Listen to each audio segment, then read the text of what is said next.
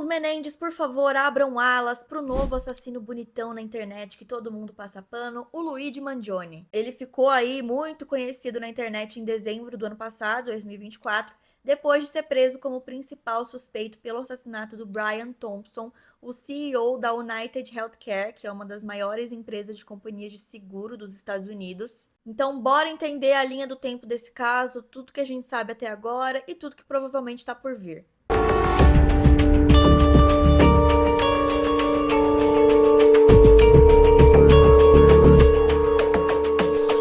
No dia 4 de dezembro de 2024, o Brian Thompson foi assassinado a tiros em Nova York.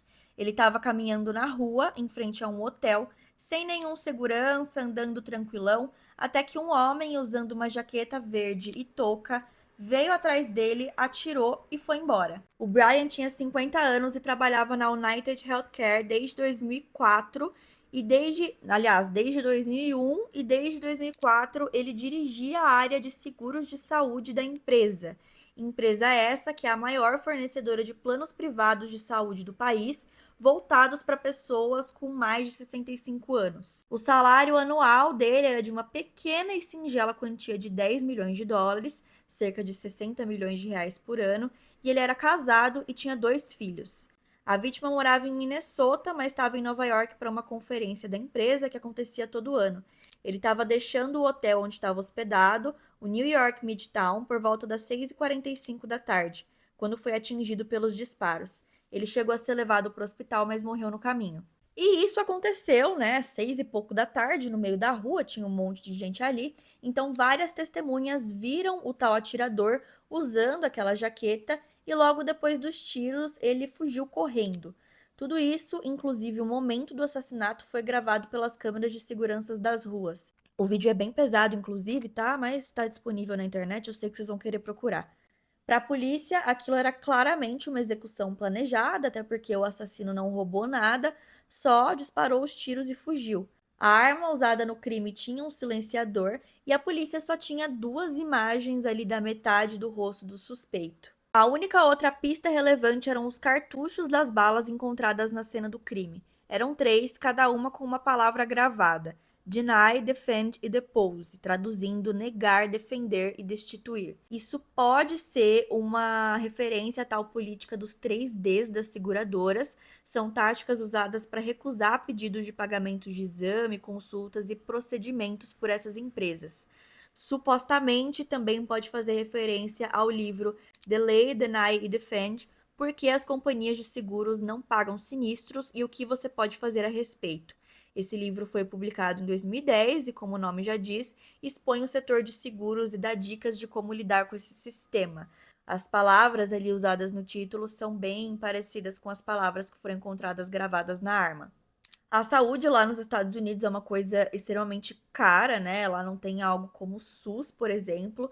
Então, qualquer coisa que você vai fazer, desde um simples exame de sangue, é caríssimo, gente. Lá eles têm que pagar até se, por exemplo, você sofre um acidente na rua e precisa de uma ambulância. E é muito caro mesmo. Eu sei que não faz tanta parte, assim, da nossa realidade aqui no Brasil, porque é muito diferente como as coisas funcionam aqui e lá. Aqui, por exemplo, a gente tem programas do governo que distribuem medicação gratuita para doenças que são graves, né, mas são tratáveis, como diabetes, asma e hipertensão. Nos Estados Unidos, se você é diabético, meu filho, ou você vai levar a sua família à falência, com tanto de dívida para você pagar os medicamentos, ou você vai morrer, tá? Tem diversos casos de pessoas que morrem com doenças que são tratáveis simplesmente porque não conseguem pagar medicamentos. A gente tem relatos de casos de pessoas que tiraram a própria vida de tanto que se endividaram assim para pagar algum tratamento, de pessoas, famílias que têm que vender casa, que têm que vender carro, para fazer procedimentos simples, tá? Simplesmente para sobreviver. E mesmo quem tem condições de pagar um seguro de saúde, por exemplo, sofre com muita burocracia e tem boa parte dos pedidos negados pelas seguradoras, mesmo que, né, eles estejam pagando por esses serviços. Enfim, voltando à investigação. Desde que as imagens do suspeito foram liberadas, ele acabou sendo reconhecido dias depois por uma atendente do McDonald's, tinham oferecido uma recompensa em dinheiro para quem tivesse informações sobre o suposto assassino. E aí ele foi preso no McDonald's, mas a tal atendente não recebeu dinheiro nenhum, porque quem estava oferecendo a grana, pelo que eu entendi, era o FBI e ela ligou para a polícia local. Então ela ligou para o número errado e não ganhou o dinheiro. O suspeito foi identificado como Luigi Mangione. Junto dele foram encontrados uma arma, um documento falso, um silenciador e um manifesto de 3 páginas escrito à mão por ele mesmo, criticando o sistema de saúde dos Estados Unidos. O Luigi nasceu no dia 6 de maio de 1998, filho do Louis e da Kathleen Mangione. A família dele é, assim, ricaça, tá? O cara é herdeiro de uma fortuna milionária. Os avós dele fundaram várias empresas de vários segmentos diferentes. Eles têm desde clube de golfe, casa de repouso para idosos, estação de rádio. E por mais que o Luigi tenha nascido em Baltimore, nos Estados Unidos, ele tem boa parte da família italiana. Ele se formou na Gilman School, uma escola super renomada e caríssima também. Ele era descrito pelos amigos como inteligente, criativo, gostava muito de ler e nunca se meteu em confusão. Tinha várias amizades e sempre gostou muito de esportes. O Luigi, inclusive, quando ele se formou, ele foi orador da formatura dele, deu discurso de formatura ali e tal. Logo depois de sair do ensino médio, em 2016, foi estudar ciências da computação na Universidade da Pensilvânia, que também é renomadíssima, tá? E se formou sendo destaque da turma. Arrumou um emprego numa empresa de automóveis e estava trabalhando na área que sempre quis. O que chama muita atenção no caso do Luigi justamente é toda a história dele, né? Muitas pessoas consideram ele um cara fora da curva, ele sempre estudou muito, leu muito, se formou numa das universidades mais renomadas do país, vinha de família muito rica, era considerado muito inteligente, e a gente não pode negar aqui, né, que o cara, ele é bonitão, ele é sarado e tal, bem padrãozinho. E é claro que a internet percebeu isso, né? Logo que as fotos dele foram divulgadas, que as notícias começaram a vir à tona, edits românticos dele começaram a viralizar no TikTok. É assim, eu vou confessar que ele é bem o meu tipinho, tá? Eu adoro um heterotop padrão, sim, eu sei, todo mundo erra. Acho que se eu visse ele numa festa e eu não soubesse quem ele era, né, obviamente, eu pegava. Enfim, e aí muita gente começou a se questionar como um homem desse, bonito, inteligente, rico, educado, o genro que toda mãe pediu a Deus, se tornou um dos criminosos mais procurados dos Estados Unidos. A gente vai falar um pouco sobre o que aconteceu antes na vida dele.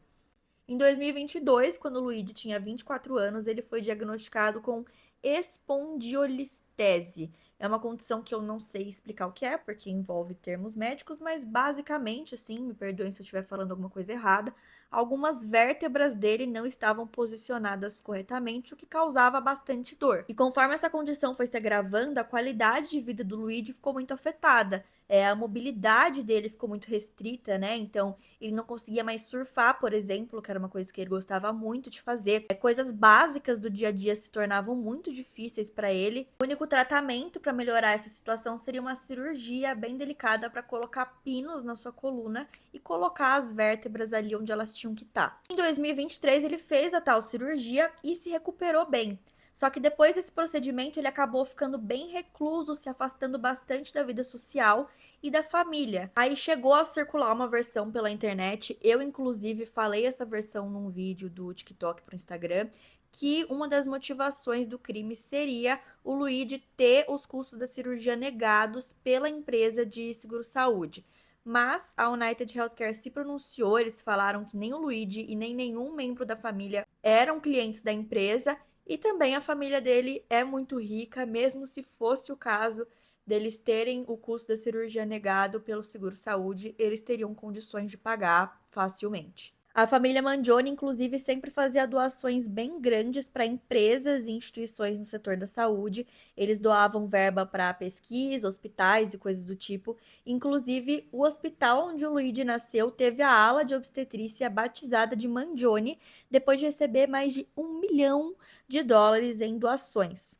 O rebuliço na internet começou instantaneamente assim que a identidade, todos esses detalhes da vida do Luigi vieram a público, desde edit romântica no TikTok até gente fazendo vaquinha online para financiar os advogados dele, como se o gato precisasse, né? Ricaço, milionário, herdeiro. Mas o que realmente preocupava a polícia era que o caso do Luigi pudesse inspirar cópias.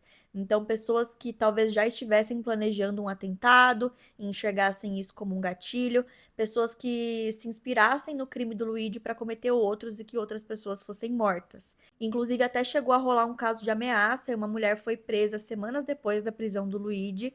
Isso aconteceu na Flórida, depois que ela ameaçou a atendente do seu seguro-saúde por telefone, depois de ter pedidos de exames negados. Ela disse: atrasar, negar e depor, vocês são os próximos. Nada grave aconteceu e ela foi solta alguns dias depois. Durante a investigação, a polícia encontrou um review que supostamente o Luigi fez na internet de um livro escrito pelo Unabomber. Para quem não conhece, o Unabomber foi um terrorista responsável por atentados que mataram 3 pessoas e deixaram 23 feridos entre 1978 e 95. Ele mandava cartas-bomba que explodiam e a intenção dele era alertar sobre os malefícios da tecnologia. Nessa review que o Luigi supostamente escreveu, ele disse, abre aspas, quando todas as outras formas de comunicação falham, a violência é necessária para sobreviver. Você pode não gostar dos métodos dele, mas vendo as coisas pela perspectiva dele, não é terrorismo, é guerra e revolução. Empresas de combustíveis fósseis destroem tudo que está no seu caminho e daqui a 1 ou 2 gerações isso vai custar muitas vidas humanas. Empresas essas que não se importam com você, seus filhos ou seus netos. Elas não têm escrúpulos em queimar o planeta todo por dinheiro, então por que deveríamos ter escrúpulos para destruí-las e sobreviver? Fecha aspas. Já dá pra ver bem a visão que ele tem aqui, né? Um pouco extremo, cara, eu diria. E aí vocês lembram que eu comentei sobre a cirurgia que ele fez, né? Depois disso ele foi ficando mais recluso. Então, a gente não tem muitas informações de como foi a vida do Luigi nos 6 meses que antecederam ao crime. Ele acabou se afastando bastante da família e dos amigos. A gente não sabe o motivo, pode ser algo relacionado a esses problemas de saúde que ele teve, mas pode não ser também. Aí o Luigi tá preso, ele tá aguardando todas as burocracias legais. Ele se declarou como inocente das acusações de assassinato, aliás, desculpa, e terrorismo, mas ainda vai enfrentar julgamento. Aí essa parte é um pouquinho confusa, mas eu vou explicar para vocês. Ele foi preso no estado da Pensilvânia. Ele voltou, né? Ele morava na Pensilvânia e ele voltou para casa dele depois de cometer o assassinato. E lá na Pensilvânia, a pena de morte ainda é aplicada. Recentemente, ele concordou em ser extraditado para ser julgado em Nova York, onde a pena de morte foi abolida em 2007, mas os departamentos de justiça dos Estados Unidos podem pedir pela pena de morte em casos específicos. A gente não sabe se isso vai acontecer, tá? É só uma possibilidade. E a verdade é que a gente vai ter que esperar mesmo o desenrolar das investigações e o julgamento do caso para saber como essa história vai terminar. Mas isso é tudo que a gente sabe até agora, foram todas as informações que eu consegui reunir. E é isso, eu espero que vocês tenham gostado aqui do vídeo. Tchau e até semana que vem.